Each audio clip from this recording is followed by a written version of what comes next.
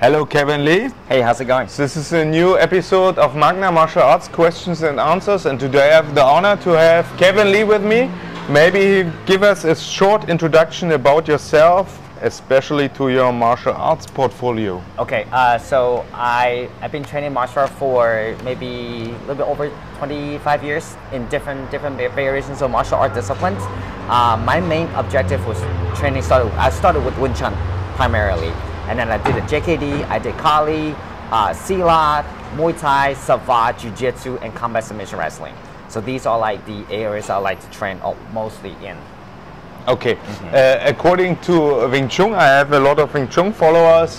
What is your Wing Chun lineage and how much time did you spend to learn it? So I had about I started Wing Chun when I was 16, 17 with Sifu Francis. Sifu Francis Fong was originally from Hong Kong, and his instructor was Juwan, so called Sigong Juwan.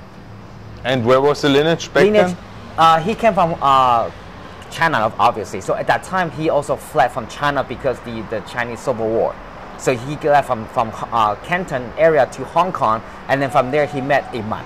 So he was a student of Ip Man. Not exactly. Or his teacher was probably. His teacher, Sigong Juwan learned his Wing Chun from his uncle Ju Zhao. So, but Sigong Ju Zhao is the same lineage from Ip Man. They also on the same lineage, but they just kind of went different direction, different lineage. Are there any gradings in your Wing Chun style? For our lineage, traditionally no, but in our system, yeah, we do gradings. What kind of gradings are there? We do level systems, so we have 9 different levels in our system, so you can go from anywhere from white sash all the way up to black sash. Very good. And the thing that I liked about you and your videos is that you actually spar with Wing Chun. It's obviously when you see some kind of like McDojo Bushido martial art. My original martial art was for 17 years also Wing Chun. So that's why I'm always interested in opinions about Wing Chun and MMA sparring applications. So you say, okay, what kind of techniques of Wing Chun, like trapping or chain punches, actually are a benefit in your sparring sessions? What's your experience? I agree. Nice catch. So I look at the chain punches as like blitz. You know, like how we're doing the blitz, like jab cross, jab cross, jab cross.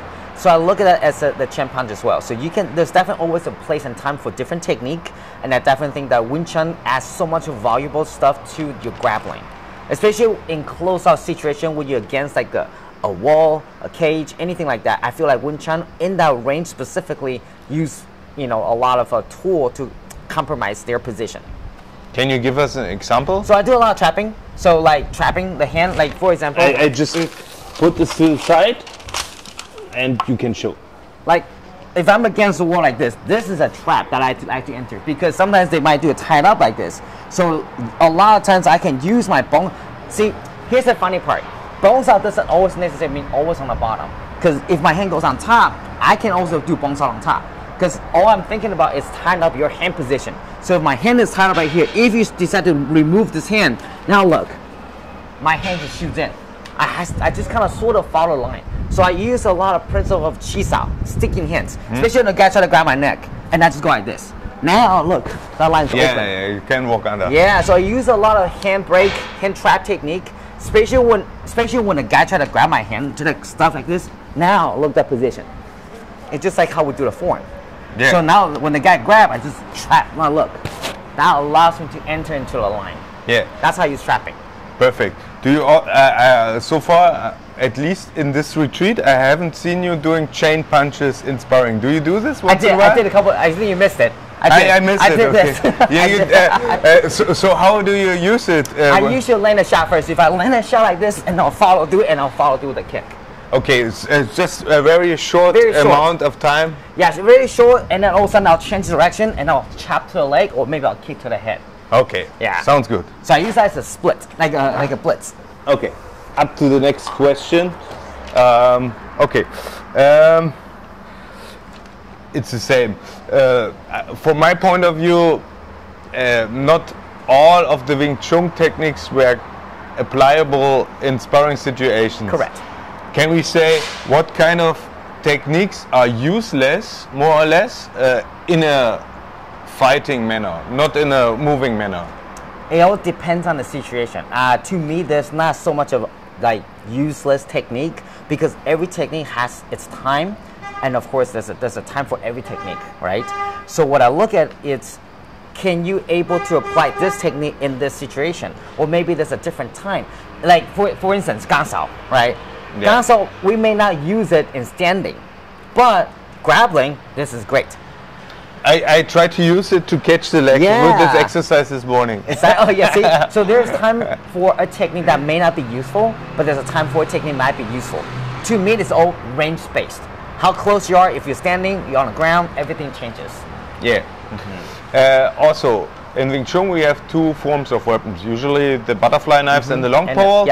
And I know you also do some kind of Kali stuff, so short sticks. Correct. And yeah. Does your weapon training have an influence on your stand-up game without weapons? Yes. Yes. Tell me. So for me, it's really finding the line.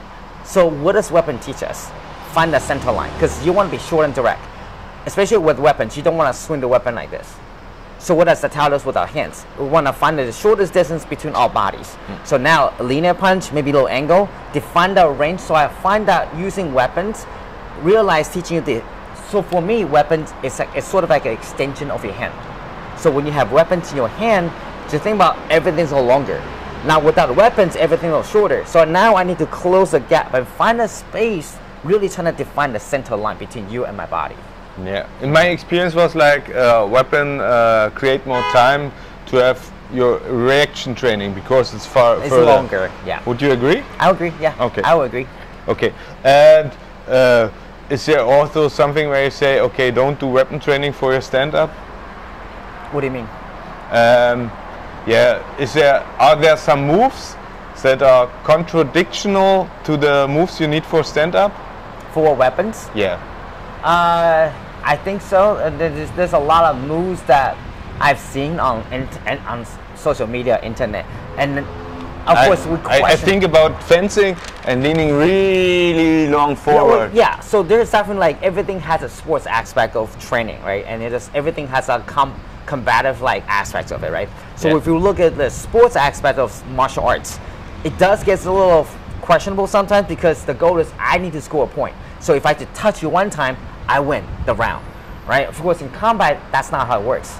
If I touch you one time, you're gonna beat me up to it. so we have to look in the combat aspect and versus like the sports aspect. They're both important, but in different format. Okay, because you do so many martial arts and you are teaching actually in Atlanta, how does your martial art week and training typically look like? So I train about 2-3 times a week now. I used to train every single day. As you get older, it is harder on the body. Yeah. So I do conditioning, definitely a lot of conditioning. I do about 2 or 3 days of jiu-jitsu rolling, and the rest day will just be like either I do go to the gym.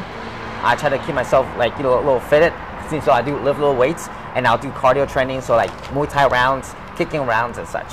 And your own Wing Chun training? Wing Chun training, definitely, yes. And that's just everyday training. It's not part of my routine. It's just classes. I do take classes, and I do teach classes. How many classes do you teach? I teach about once or twice a day. Okay. Throughout the whole entire week. I teach 5 days a week. Okay, not Saturday, Sunday. No, I'm off on Fridays and Sunday. Okay. Let me just check. That's perfect question. You may have recognized I'm like 2 meters tall and he's like 180. No, he's short and he's fast as fuck. So I cursed. I didn't curse. Yeah, and you have heard this question probably a lot. What are your main tips to fight taller opponents? Footwork. Can you show us some examples? I mean, I show a lot like this. Yeah. So for me, the primarily is I use Savate a lot. Because the reason why I use Savate a lot in my footwork is because I like to angle in and out quickly. There's no reason why for me to stand toe to toe against you and try to punch your head down because the size difference is too big. But so the goal is if I can touch you without you touching me, that's an advantage for me, right? Yeah. So I like to use a lot of angling, a lot of footwork, get in, get out, or I'll counter the timing. When you strike, I move, counter, and I evade. That's usually my game. And then, because I train a lot on the kick, I feel like I can kick a lot of people and then move out quickly without getting kicked. Okay. Yeah. According to training footwork, I see a lot of guys using something like agility ladders. What do you think about this? Yeah, those are good. Anything that trains your calf muscle, anything that trains your leg muscle to get that explosiveness and then quick movement, I think those are good. So also plyometric jumps like Yes. CrossFit, Oh, yeah, like I do that jumping too. on boxes and Yes. over it? Those are good too. Okay. Yeah. Anything you should take care of when training footwork? Where you say avoid this? Definitely watch how much pressure you put on your knee, because a lot of people like train too much, then the knees start busting. So, you know, a lot of people like to do squats. What I do like you know, the jumping squat thing, and just have to take care of your knee. I think your ankles and knee, because the joints are so much weaker now, you just have to make sure you're taking care of them. Okay. Because you mentioned Savate, when you see him fighting or sparring, it looks different to most kick or Thai boxers, because Savate is not very common at these days. I know it's from France. Yeah. But can you tell us a difference between Savate and kick or Thai boxing, or also Sanda? It's same class. So in Savate, we obviously we cannot elbow, we cannot knee, we can only make contact with the glove and with the shoe. Any point of a shoe. With the shoe, not with his shin bone. No, And no shin bone. So no shin, no knee, no elbow. So you can only make contact with anyone in the shoes and anyone on a boxing glove. So you still have your jab, cross hook, uppercuts and such, and your kick. So typically, because the Savate kicks are a little bit longer than Muay Thai. For example, this is the best way to talk about it. A Muay Thai kick, typically what happens, it will kick with a shin, right? And then I can Yeah, counter. so Savate is here. Now look at the range difference. Yeah, here it's hard for me to follow up. Yeah, because I'm doing this, now this. Yeah, because when I kick, now I can push, right? Because my toe, if you think about this, even if he covers, if I kick him with my shin, right, you get so much coverage. But if I use my toe, it's so much harder to cover. You got so much room right here so that I can pinpoint between the body and the legs. And now the difference is when I kick, look how much longer I am. See?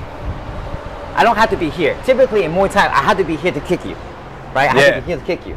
And then we trade. Yeah, I don't want to be like that, so I want to kick you right here, like that. So now my distance are obviously a little longer. And I have the feeling it's also good for you as a shorter person, because you're outside, and for me it's exhaustive to hunt you down. Yeah, because I want you to chase me, because now when you chase me, I push you out. Yeah, now I'm and here. Now I the can go push, like this and with the move. push, I lost a lot of energy. I felt it when we had a sparring, like, man, I will get like, you. let me get to you, right? Yeah. So that would be, I think, the main difference.